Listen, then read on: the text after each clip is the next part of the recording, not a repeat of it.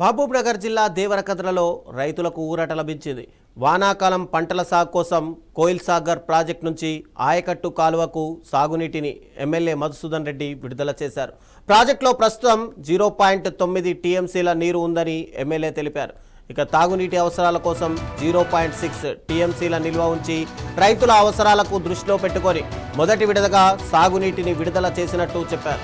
ఇక నీటితో బోర్లు రీఛార్జ్ కావడంతో పాటు ఆయకట్ట పరిధిలోని చెరువులు నిండే అవకాశం ఉంది.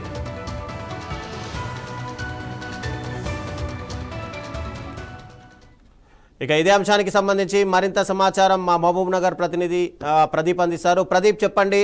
ఏకంగా మహబూబ్నగర్లో ఈ సాగునీరు తాగునీరుకు చాలా ఇబ్బందికర పరిస్థితులు ఉంటాయి. అలాంటి సమయంలో ఎమ్మెల్యే డైరెక్ట్గా సాగునీరుకు సంబంధించి అటు కాలువ ద్వారా నీటిని విడుదల చేయడం పైన రైతులు ఏమంటున్నారు అసలు?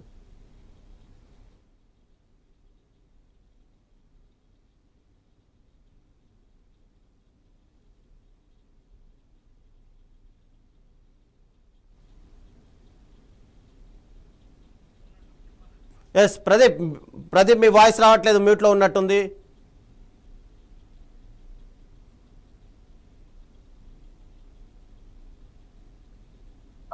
Thank you Ravi.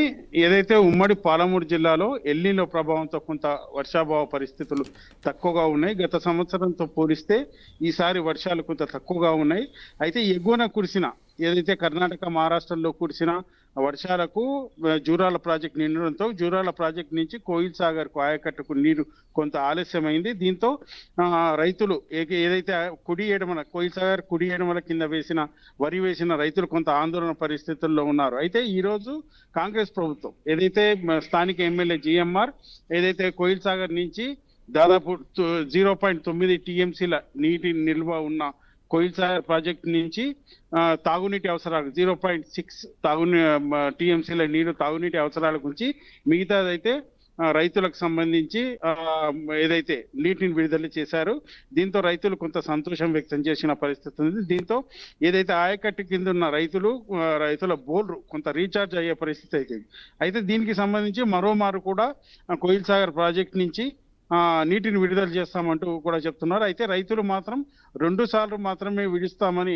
నీటిని విడుస్తామని ఎమ్మెల్యే చెప్పాడని, కానీ తమకు 4-5 సార్లు విడిస్తే గానీ ఈ బోర్లు రీఛార్జ్ కావు, తమ పంటలు పూర్తి స్థాయిలో పండవంటూ కూడా రైతులు ఎమ్మెల్యే ముందు ఆందోళన వ్యక్తం చేయడంతో దీన్ని హైకమాండ్ కు వివరిస్తానంటూ కూడా ప్రభుత్వంతో చర్చించి సానుకూలంగా ఏదైతే రిజల్ట్ వచ్చేలాగా చేస్తానంటూ కూడా రైతులకు హామీ ఇచ్చారు. దీంతో రైతులు సంతోషం వ్యక్తం చేసినారు.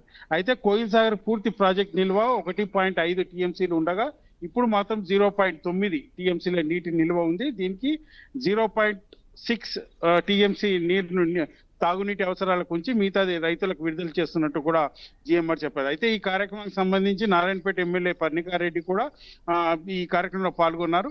అయితే రైతులు మాత్రం ఈ నీటిని విడుదల చేయడంతో కొంత సంతోషం అయితే వ్యక్తం చేస్తున్నారు. Thank you Pradeep.